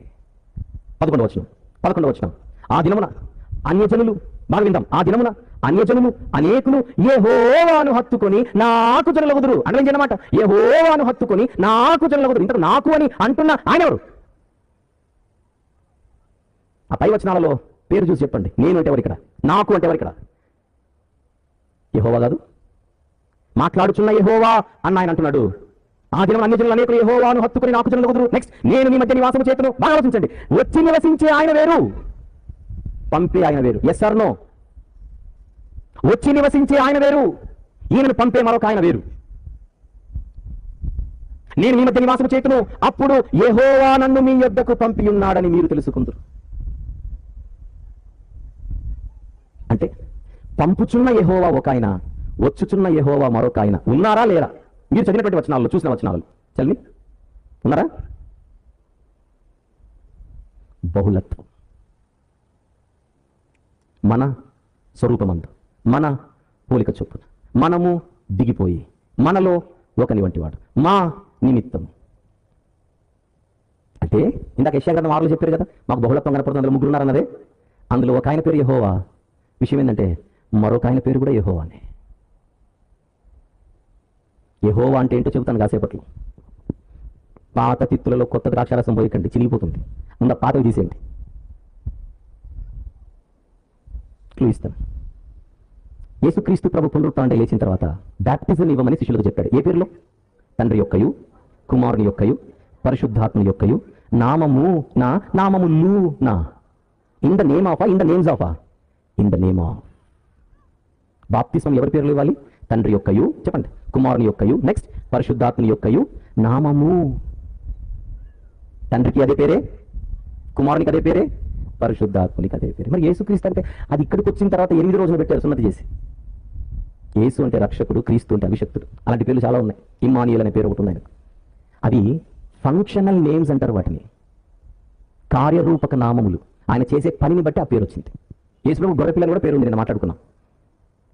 ఆయన పాత్ర ఫంక్షనల్ నేమ్స్ అని రాసుకుంటది. మన ఫోకస్ బహుళత్వంపై. ఆమోసు గ్రంథం. దానికంటే ముందు చెప్పండి, నరుల మధ్యకు వచ్చి నివసించింది ఎవరు? ఎక్స్క్యూజ్ మీ, జకర్యా గ్రంథం ముగించుకున్న వద్దాం. జకర్యా గ్రంథం 2వ అధ్యాయం 10వ వచనం మరొకసారి. సీయోను నివాసులారా, నేను వచ్చి, అందరూ చూద్దాం. జకర్యా 2:10. నేను వచ్చి మీ మధ్య నివాసము చేతును, సంతోషముగా ఉండి పాటలు పాడుడి, ఇదే యెహోవా వాక్కు. నరుల మధ్యకు వచ్చి నివసించింది ఎవరని అడుగుతున్నాను సభను. నరుల దేవుడై ఉండి నరుల మధ్యకు వచ్చి శరీరధారిగా నివసించిన ఆయన పేరేమిటి? కొత్త నిబంధన ప్రకారంగా యేసుక్రీస్తు ప్రభు. ఆయన వచ్చి రాగానే తొలి రోజున వచ్చిన మెసేజ్ విందాం. యేసు ప్రభు లోకంలో అడుగుపెట్టిన తొలి రోజున వచ్చిన మెసేజ్. జకర్యా క్లోజ్ చేయకండి. లూకా సువార్త 1వ అధ్యాయం. ఈరోజు లంచ్ క్యాన్సిల్ అని ఇప్పుడే ప్రకటిస్తున్నాయి, ఇంక వదిలేదు లేదు. లూకా సువార్త 2వ అధ్యాయం, 1వ అధ్యాయం అన్నాను పొరపాటు. 2వ అధ్యాయం లూకా సువార్త 10-11 వచ్చిన 10-11. భయపడకుడి, ఇదిగో ప్రజలందరికీ కలుగబో మహా సంతోషకరమైన సువర్తమానము నేను మీకు తెలియజేయుచున్నాను. ఏమిటది? దావీదు పట్టణమందు నేడు రక్షకుడు మీ కొరకు పుట్టి ఉన్నాడు, ఈయన ప్రభువైన క్రీస్తు. ఆయన వచ్చాడు కనుక, ఆయన లోకంలో అడుగు పెట్టాడు కనుక ఇది ప్రజలందరికీ కలుగబోవు, పైన వచనం, మహా సంతోషకరమైన సువర్తమానము. అది ఆయన రాకే సంతోషకరమైన వార్త. ఆయన వచ్చాడు గనుక సంతోషించండి అంటున్నాడు దూత. నేను వస్తాను గనుక సంతోషించండి అంటున్నాడు జకర్యా గ్రంథంలో. చూడండి, జకర్యా గ్రంథం 2:10. సీయోను నివాసులారా, నేను వచ్చి మీ మధ్య నివాసము చేతును, సంతోషంగా ఉండి పాటలు పాడుడి. చెప్పాలి, వచ్చాడు కనుక సంతోషించండి అంటున్నాడు లూకా సువార్త 2వ అధ్యాయంలో దూత. వస్తాను కనుక సంతోషించండి అంటున్నాడు జకర్యా గ్రంథం 2లో. అక్కడ 10, ఇక్కడ 10. లూకా సువార్త 2వ వచనం చదివాం, 2వ అధ్యాయము 10. జకర్యా గ్రంథం 2వ వచనం చదివాం, 2వ అధ్యాయము 10వ వచనం. ఆ 2:10 ఈ 2:10 పక్కన పెట్టుకుంటే అని క్లియర్ అయిపోతాయి. ఆమోసు గ్రంథం, ఆమోసు గ్రంథం 4వ అధ్యాయం. ఇవన్నీ మీరు ఆలోచించాలి, ఊరికే ఇవ్వట్లేదు నేను. ఇది అమ్మయ్య ఈ సెమినార్ అయిపోయింది అని ఆ పక్కన పెట్టడానికి కాదు. ఆమోసు గ్రంథం 4వ అధ్యాయం 8 నుంచి 11 వచనములు రాసుకోండి. రాసుకున్న తర్వాత బైబిల్ తెరవండి, అప్పుడు చదువుదాం. ఆమోసు గ్రంథం 4వ అధ్యాయం 8 నుంచి 11 వచనములు. 8 నుంచి నేను చదువుతున్నాను, కాన్సన్ట్రేట్ చేయండి. నేను అండర్లైన్ చేయమని మీరు చేయాలి. 2-3 పట్టణముల వారు నీళ్లు త్రాగుటకు ఒక పట్టణంలోకి పోగా అచ్చటి నీరు వారికి చాలకపోయాను, అయినను మీరు నా తట్టు తిరిగిన వారు కారు, ఇదే యెహోవా వాక్కు. మీరు ఆలోచించండి, నా తట్టు మీరు తిరగలేదు అనే మాట దూత అంటాడా దేవుడు అంటాడా? దేవుడు. ఆయన మీరు నా తట్టు తిరిగిన వారు కారు, ఇదే యెహోవా వాక్కు. ఎవరంటారు? నా తట్టు తిరిగిన వారు కారు. ఈ మాట ఎవరిది? నా అంటే ఎవరు? యెహోవానా కాదా? ఎస్. 9వ వచనం, మరియు మీ సస్యములను ఎండు తెలుగు చేతను కాటుక చేతను నేను పాడు చేసి తిని, నేను అని ఆయన దేవుడు పాడు చేసి తిని, గొంగళి ఇప్పుడు వచ్చి మీ విస్తారమైన వనములను, ద్రాక్ష తోటలను, అంజూరపు చెట్లను, ఒలివ చెట్లను తినివేశాను, ఆయనను మీరు నా తట్టు తిరిగిన వారు కాదు, ఇదే యెహోవా వాక్కు. మరియు నేను ఐగుప్తుల మీదికి తెగులు పంపించినట్లు మీ మీదికి తెగులు పంపించి తిని, ఈ దండుపేటలో పుట్టిన దుర్గంధము మీ నాసికా రంధ్రములకు ఎక్కునంతగా మీ యవ్వనులను ఖడ్గము చేత హతము చేయించి మీ గుర్రములను కొల్లపెట్టించి తిని, ఆయనను మీరు నా తట్టు తిరిగిన వారు కాదు, ఇదే యెహోవా వాక్కు. మీకు అర్థమైందా? నా తట్టు నా తట్టు నా తట్టు అంటే ఎవరు? మానవులు తిరగవలసింది ఎవరి తట్టు? దేవుని తట్టు. 10వ వచనం వరకు మీరు నా తట్టు తిరగలేదని చెబుతున్న దేవుడు 11వ వచనంలో మరొక దేవుని గురించి మాట్లాడుతున్నాడు, గమనించండి. 11వ వచనం, దేవుడు ఆల్రెడీ పైన మాట్లాడుతున్న దేవుడు మాట్లాడుతున్నాడు. ఏమని? దేవుడు సొదొమ గొమొర్రాలను బోర్ల దోసి నాశనం చేసినట్లు నేను మీలో కొందరిని నాశనం చేయగా. అసలు మీరు ఆలోచించాలి, అక్కడ దేవుడు సొదొమ గొమొర్రాలను బోర్ల దోసి నాశనం చేసినట్లు నేను మీలో కొందరిని నాశనం చేయగా మీరు మంటలో నుండి తీయబడిన కొరవులైనట్టు తప్పించుకుంటారు, అయినను మీరు నా తట్టు తిరిగిన వారు కారు, ఇదే యెహోవా వాక్కు. మాట్లాడుచున్న ఆయన నేను దేవుణ్ణనే చెప్పుకుంటున్నాడు, కానీ మరొక దేవుని గురించి మాట్లాడుతున్నాడు. అంటే మనకి 2 దేవుళ్ళు 3 దేవుళ్ళు అని చెప్పట్లా. ఇది దేవునిలో ఉండే, ఒక్క దేవునిలో ఉండే, చెప్పాలి ప్రారంభం నుంచి, బహుళత్వం.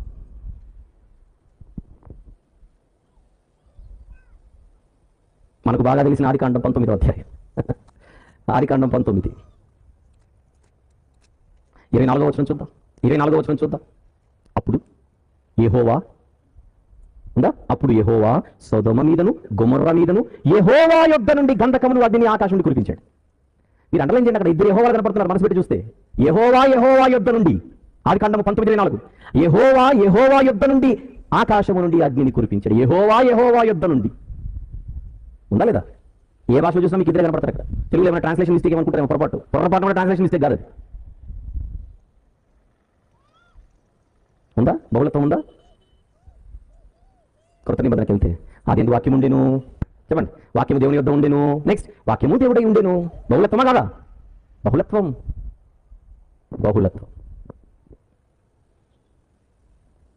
మీరు అద్దరిపోయి ఒక మాట చూపించిన యోహాను సువార్త 1:18. యోహాను సువార్త 1వ అధ్యాయం 18వ వచనము చూద్దాం, ముగిద్దాంలేండి. ముగించేస్తాను. ఆదికాండం 1వ అధ్యాయం 18వ వచనం ప్లీజ్. ఎవడును ఎప్పుడైనను దేవునిని చూడలేదు, తండ్రి రొమ్మునన్న అద్వితీయ కుమారుడే ఆయనను బయలుపరచెను అని చూస్తున్నాగా. అద్వితీయ కుమారుడే అన్నదానికి కింద ఫుట్నోట్లు ఏమో చూడండి. జనితైక కుమారుడే అనేక ప్రాచీన ప్రతులలో అద్వితీయుడైన అద్వితీయ దేవుడే అన్నదని చెబుతున్నాడు. అంటే పైన అద్వితీయ కుమారుడే అన్న చోట ఆయన అద్వితీయ కుమారుడే కాదు, అద్వితీయ దేవుడు కూడా అని చెప్పబడుతోంది. అలా అనుకోవచ్చా? అలా అనుకుంటే ఏమవుతుంది? ఎవరిని ఎప్పుడైనా దేవుని చూడలేదు, తండ్రి రొమ్ముననున్న అద్వితీయ దేవుడే ఆయనను బయలుపరచనుంది. అలా నిజంగా ఉందా? మూల భాష అలానే ఉందా? ఇప్పుడు తెలుగులో అద్వితీయ కుమారుడే అనుంది, ఫుట్నోట్లో అద్వితీయ దేవుడే అనుంది. అసలు మూల భాషలో అద్వితీయ కుమారుడు అనుందా, అద్వితీయ దేవుడు అనుందా? స్క్రీన్ మీద చూద్దాం. ఆన్ ద స్క్రీన్ చూపించి మీకు బాక్స్ లో యోహాను సువార్త 1:18, యోహాను సువార్త 1:18 కనపడుతుంది. దాన్ని కొంచెం బాక్స్ లో ఉన్న దానిని జూమ్ చేయి. చూడండి, the only begotten God. God అద్వితీయ దేవుడనే ఉంది, దేవుడనే ఉంది. నన్ను చూపించు. యోహాను సువార్త 1:18లో ఎవడునూ ఎప్పుడైనాను దేవుని చూడలేదు, తండ్రి రొమ్ముననున్న అద్వితీయ దేవుడే ఆయనను బయలుపరిచిన. అది దేవునిని బయలుపరిచిన దేవుడు. అంటే ఇద్దరు దేవుళ్ళ అనకూడదు. కాన్సెప్ట్ ఏమిటి బైబిల్లో? బహుళత్వం, plurality in the existence of God. సామాన్యులుగా ఉన్న మీరు ఆలోచిస్తున్నారు, ఇది పెద్ద మనుషులు పెద్దవాళ్ళు ఆలోచించట్లా. ప్రాబ్లం అది. బైబిల్ దగ్గరకు వచ్చినప్పుడు మన లెవెల్ని పక్కన పెట్టేసి కూర్చుంటే అన్ని అర్థమవుతాయి. ఆ లెవెల్ని మోసుకొని వస్తేనే కష్టం. చెప్పండి, బైబిల్ దగ్గర విద్యార్థులు ఉంటే బాగుంటుందా? బైబిల్ దగ్గర కూడా వచ్చి నేను మాస్టర్ ఉన్నావా? బైబిల్ దగ్గరకు వచ్చి విద్యార్థులు అయితేనే నేర్చుకుంటాం. మీకు ఒక పిక్చర్ అర్థమవుతుందని ఇక్కడ క్లోజ్ చేస్తున్నాను. నేను చెప్తున్నాను కదా, 2 ఏళ్ళుగా ఇస్తున్నారు ఈ లెసన్స్. 2 ఏళ్ళుగా ఈ సభల కన్వీనర్లలో ఒకరైనా, అంటే ఈ టీం ఎవరైతే ఉన్నారో అందులో ప్రదీప్ గారు ఉన్నారు, మీ ఊరే, పులివెందులే లెక్చరర్. ఆయన ఒకసారి అడగండి, ఏంటి పరిస్థితి వాతావరణం. విచిత్రం ఏంటంటే ఆయన ఇక్కడ లెక్చరర్గా ఉంటూ పులివెందులలో ఈ బ్యాచ్ స్టూడెంట్, ఆయన కర్నూలు బ్రాంచ్ స్టూడెంట్. ఆయన ఎక్కడికైనా వస్తాడు, పులివెందుల నుంచి కర్నూలుకి క్లాసుల కొరకు వస్తాడు.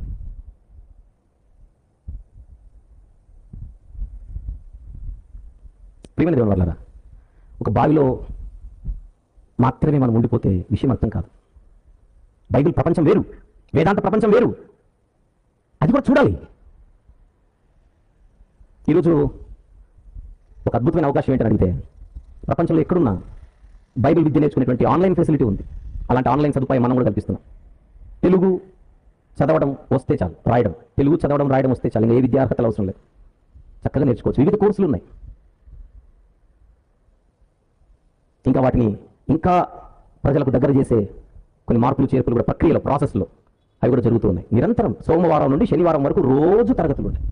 అంటే జాయిన్ అయిన వాళ్ళందరూ రోజు జాయిన్ అవ్వాలని కాదు, ఒక్కొక్కరు ఒక్కొక్క బ్యాచ్. చాలా గొప్ప సంగతులు. నేను ఎందుకు చెబుతున్నాను ఇది అని అడిగితే, బైబిల్ ఎలా ఆలోచించాలో మీరు కొంచెం గమనించగలగాలి. సెమినార్ కాన్సెప్ట్ అదిగా, ఈ సెమినార్ కాన్సెప్ట్ అక్కడ రాశారు కదా, బైబిల్ చదివే క్రమము అది రాశారు. అది మళ్ళీ 2 రోజులు ఊరికి రాలేదు కదా, క్రమం అది చూపించాలిగా. అంటే ఎలా, ఏంటి, లోతుపాతులు ఏంటి అనేది ఆలోచించాలి కదా. ఈ రోజుకి, ఈ మెసేజ్కి చివరిగా ఏ సేవకుడైనా ప్రార్థన చేసిన తర్వాత, చివరిన ముగింపు ప్రార్థన అయిన తర్వాత ఏం చేస్తాడు? ఆశీర్వాదం ఇస్తాడు. ఆ ఆశీర్వాదంలో ఎవరి పేర్లు చెబుతాడు? తండ్రి, కుమార, పరిశుద్ధాత్మ. పౌలు గారు కూడా అదే చేస్తున్నాడు. చూద్దాం ఒకసారి. కొరింథీయులకు రాసిన 2వ పత్రిక, కొరింథీయులకు రాసిన 2వ పత్రిక 13వ అధ్యాయం 14వ వచనం చూద్దాం. కొరింథీ 2వ పత్రిక 13వ అధ్యాయం 14వ వచనం, చివరి మాట అది. ఆ అధ్యాయంలోని చివరి వచనం ఏముంది? ప్రభు అయిన యేసుక్రీస్తు కృపయు, దేవుని ప్రేమయు, పరిశుద్ధాత్మ సహవాసములు మీకందరికీ తోడయుండును గాక. ఆశీర్వాదమైనది, బెనిఫిక్షనేనా? Very good. ఆ ఆశీర్వాదం ఎవరెవరి పేరు చెబుతున్నాడు? తండ్రి, కుమార, పరిశుద్ధాత్మ.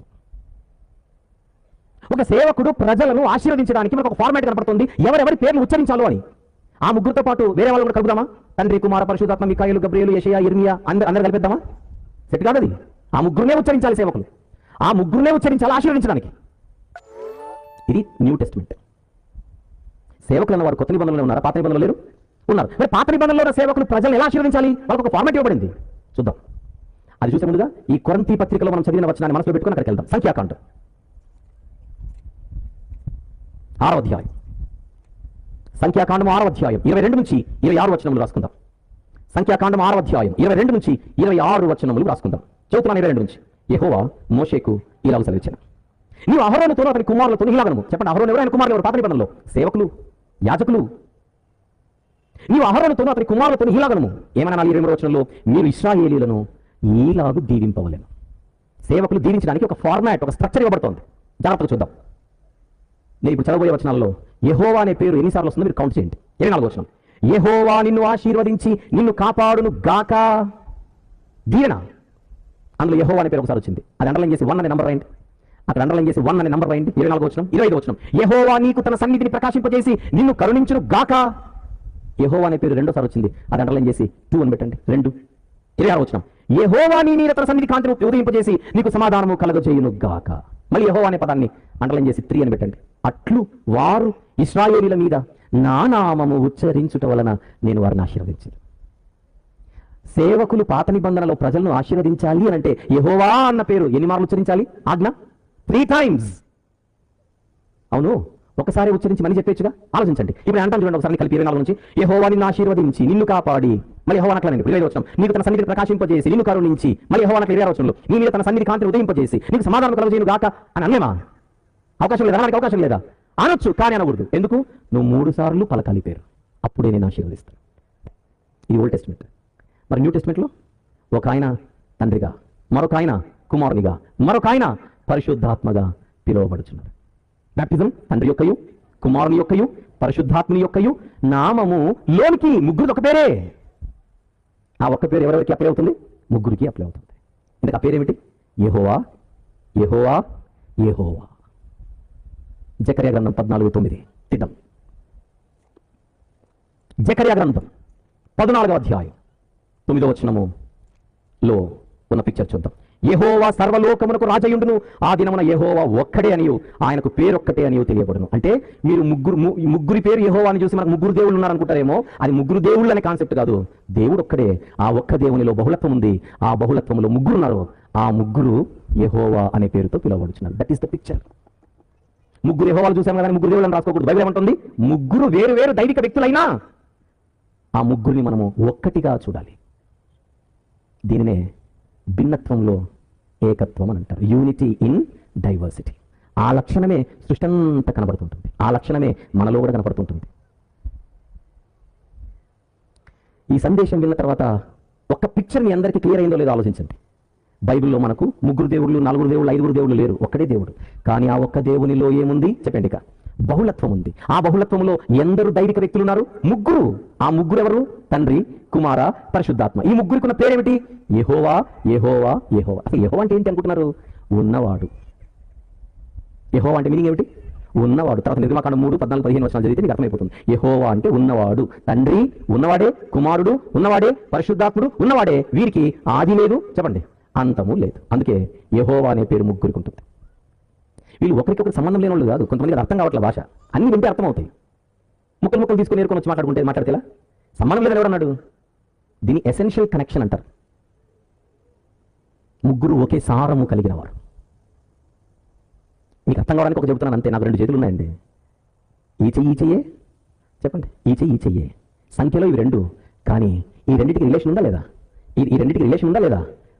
ఉంది. ఇది సారములో ఒకటి. అందుకే నా ఎడం చేతికి వాచ్ పెడితే నా కుడి చేయి అలాగదు, ఎప్పుడు ఫీల్ కాదు. అర్థమైందా? నా కుడి చేతికి రింగ్ ఉంటే నా ఎడం చేయి ఫీల్ కాదు. ఎవరైనా నన్ను ప్రకరించి కుడి చేతికి షేక్ హ్యాండ్ ఇచ్చారనుకోండి, ఎడం చేయి వెనక్కి వెళ్ళిపోదు. నేను మీతో మాట్లాడాను కటీఫ్ అని. ఈ 2 చేతులలో దేనికి ఘనత వచ్చినా రెండిటికి వచ్చినట్లే. That is essential connection. Running రేస్లో పాల్గొన్నాడు, కాళ్ళతో పరిగెత్తాడు. మెడల్ తీసుకుని వచ్చి మెడలో వేస్తారు. అప్పుడు కాళ్ళు నలుగుతాయా? మేము పరిగెత్తే మెడలో దండేయడం ఏంటి? మా కాళ్ళకు దండేయండి అని కాళ్ళు అనవు. కానీ కాళ్ళు కాళ్ళే, చేతులు చేతులే, మెడనే. వేరు. అసలు మన శరీరం చూడండి ఒకసారి. వేరు కానీ ఒక్కటే ఉన్నాయి. దీన్నే భిన్నత్వంలో ఏకత్వం. అర్థం అవ్వడం. అసలు భిన్నత్వంలో ఏకత్వం అంటే ఏంటి అర్థం కావడానికి ఎగ్జాంపుల్ చెప్పాను కానీ ఇప్పుడు మీరు మళ్ళీ తండ్రి, కుమార, పరిశుద్ధాత్మ ఊహించకూడదు. వాళ్ళకి ఒక బాడీ ఉంటుంది, ఒక చోట తలకాయ ఉంటుంది, ఒక చోట 2 చేతులే. దండం. అర్థం అవ్వడానికి చెబుతున్న ఎగ్జాంపుల్స్. ప్రపంచంలో ఏ ఎగ్జాంపుల్ తీసుకున్న వాళ్ళకి మ్యాచ్ కాదు. ఎందుకు మ్యాచ్ కాదని అడిగితే, పైన ఆకాశం అందైనను, కింద భూమి అందైనను, భూమి కింద నీళ్ళ ఎందైనను, ఏ రూపముతోనైనను మీరు నన్ను పోల్చుకోకూడదు. తిరిగి కొంతమంది అడుగుతుంటారు, అంటే పరలోకంలో 3 సింహాసనాలు ఉంటే ఒకటే సింహాసనం ఉంటుందా? అంటే తండ్రి ఒక సింహాసనంలో కూర్చొని పక్కన కుమారుడు అలా ఊహించుకుంటారు ఏంటి? మనం కుర్చీలలో కూర్చుంటాం కనుక అది సింహాసనం పదం వాడాడు మనకు అర్థం కావడానికి. ఆకాశంలో సింహాసనం, భూమి నా పాదపీఠం. అది మనకు అర్థం కావడానికి వాడి అలంకార భాష. అక్షరాలు తీసుకుంటే అలా అక్షరాలు తీసుకున్నాను ఒక ఆయన అడిగాడు, ఏమంటే ఆకాశం నా సింహాసనం, భూమి నా పాదపీఠం అన్నాడు కదా, భూమి నా పాదపీఠం అన్నాడు కదా, భూమి నా పాదపీఠం అన్నాడు కదా, అంటే దేవుని పాదము ఒకటి భూమి మీద ఉంటే రెండోది ఎక్కడ ఉందని అడిగాడు. ఏంటో ఆకలి ఏ టైంలో ఇలాంటి క్వశ్చన్లు మనకు వినపడ్డాయి అనుకోండి, ఆకలి ఎక్కువ అవుతుంది. పాదపీఠం అన్నారంటే దేవుని సన్నిధి ఇక్కడ ఉందని అర్థం. అంతేగాని ఎంతమంది అడిగాడు క్వశ్చన్, అంటే భూమి మీద ఒకటే పాదమే ఉంది, ఇంకొక పాదం ఎక్కడ పెట్టుకున్నాడు అని ఒక ఆయన అడిగితే, ఇంకొక ఆయన అడిగాడు ఒకరోజు, ఆకాశం నా సింహాసనం భూమి నా పాదపీఠం అన్నాడంటే భూమి దగ్గరే ఆయన పాదం ఆగిపోతే భూమి కింద ఇంకేమి దేవుడు లేడనమాట, భూమి కింద దేవుడు లేడనమాట. అయితే భూమి మీద వరకే ఆగిపోయింది. పాప నా హైట్ అంతేనేమో. మీరు కుర్చీలో కూర్చుంటే పాదాలు నేలకు తగలట్లా, ఈ హైట్ని బట్టి ఆ కుర్చీ సైజు ఉంది. ఇప్పుడు స్టేజ్ మీద ఇక్కడ కూర్చున్నాడు అనుకోండి, పాదాలు ఏమి కింద ఎందుకంటే మన హైట్ సరిపోదు. అలాగనే దేవుడు ఊహించుకొని, దేవుడు కూడా భూమి వరకే ఆయన పాదాలు వచ్చేంటి అంటే ఆయన హైట్ అక్కడ ఆగిపోయింది. అలా ఊహించుకుంటారా దేవుడిని? అర్థం కాక. బైబిల్లో ఇలాంటి పదజాలాలు ఉంటాయే, దేవుడు తన రెక్కలతో నన్ను కప్పును అనగానే దేవుడు నిజంగా రెక్కలు ఉంటాయని ఊహించుకోకూడదు. దీన్ని థియలాజికల్ లాంగ్వేజ్ లో ఆంథ్రోపోమార్ఫిక్ లాంగ్వేజ్ అని అంటారు. అంటే హ్యూమన్ టర్మినాలజీ, మానవులకు అర్థం కావడానికి మానవ పరిధిలోనికి వచ్చి దేవుడు మాట్లాడుతుంటాడు.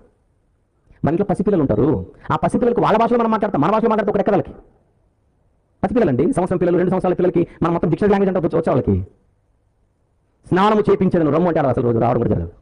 మరి లాల పోసుకున్నాం రారా అంటే పక్కన కడగడం, వాడికి లాలనే తెలుసు, స్నానం తెలియదు. ఇప్పుడు మీరు వెంటనే లాల అంటే ఎక్కడ ఉందని డిక్షనరీ దిగారు అనుకోండి, లక్ష్మీనారాయణ డిక్షనరీ ఉంటాయి కదా, ఏదో ఒకటి లాలా మీకు దొరకదు. లాల కొరకు గోల ఏల, అది ఆ పసిపిల్లల లాంగ్వేజ్ అది. అలాగే దేవుడు మనకు అర్థం కావడానికి మన లెవెల్కి దిగి మాట్లాడుకుంటాడు. ఇంపైన సువాసన ఆఘ్రానించి అనుకుంది దేవుని గురించి అనగానే దేవునికి నాసికరంధ్రాలు ఉంటాయి. అలా ఊహించుకుంటేలా నేను విన్నాను కదా, దేవుడు అగోచరుడు, మనకు అర్థం కావడానికి మన లెవెల్లో దిగి మాట్లాడుతుంటాడు బైబిల్లో. అందుకే దేవుడు మన ఊహల్లో ఒక సింహాసనం ముందు తండ్రి, ఒక సింహాసనం ముందు కుమారుడిని, ఒక సింహాసనం అట్లా ఊహించుకోకూడదు. వాళ్ళు ముగ్గురు వేరు ఉన్నారు కానీ ఒక్కటై ఉన్నారు.